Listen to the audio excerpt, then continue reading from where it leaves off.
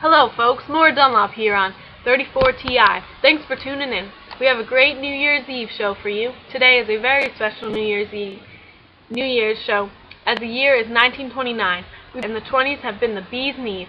We're going to do the decade in review. Pipe down, Maura. If we want to fit into our time slot, we gotta get this show on the road. You just think you're the big cheese, don't you? But if you really want to get started, let's go. So, we're going to start the good old year of 1920. The U.S. Senate votes against joining the League of Nations. American Professional Football League is formed in 1920 with 11 teams. Women are given the right to vote under the 19th Amendment. November 1920, Warren G. Harding becomes president. Maura Dunlop gets engaged with the biggest handcuff of them all. That's none of your beeswax.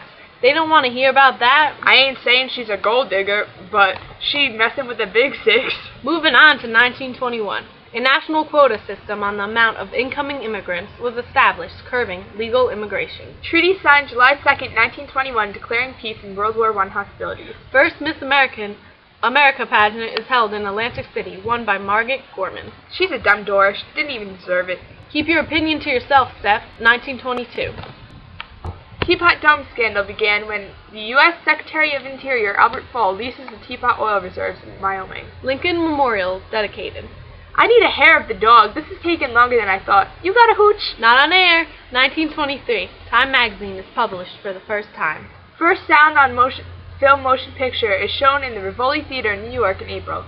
Clarence Birdseye invents frozen food. Get a wiggle on. We gotta do this faster. 1924. January 25th, 1924, the first Winter Olympic Games are held in France. U.S. won 4 medals. Calvin Coolidge wins his first election. The Indian Citizenship Act granted citizenship to all Native Americans born in the United States under Calvin Coolidge.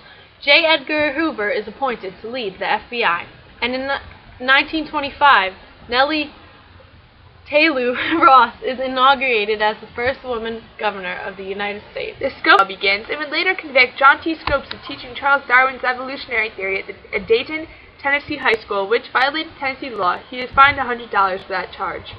The Grand Ole Opry transmits its first radio broadcast. Moving on to 1926. First flight to the North Pole and back, Floyd Bennett and Richard Evelyn Byrd found Santa Claus. Our own NBC radio network opened in 1926. Air Commerce Act is passed. 1927 was my favorite year of this decade. Let's go through that one. No duh, we're doing this in order. In 1927, over 1,000 United States Marines entered Chinese soil to protect her interests in the Civil War. The Great Mississippi Flood occurs, affecting over 700,000. Charles Lindbergh leads the first non-stop transatlantic flight to Paris. Work on Mount Rushmore begins. Movies with dialogue occurred, the first one being The Jazz Singer, which debuted in New York. Philo Taylor Farnsworth invented the first television with its first success in 1927.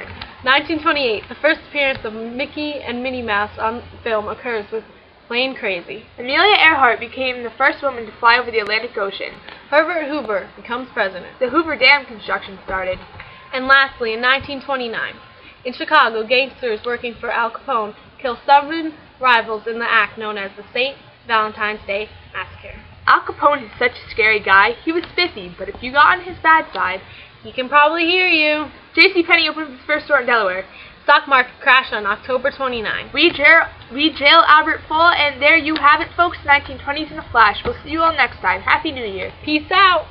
Hey, coming young Jesus.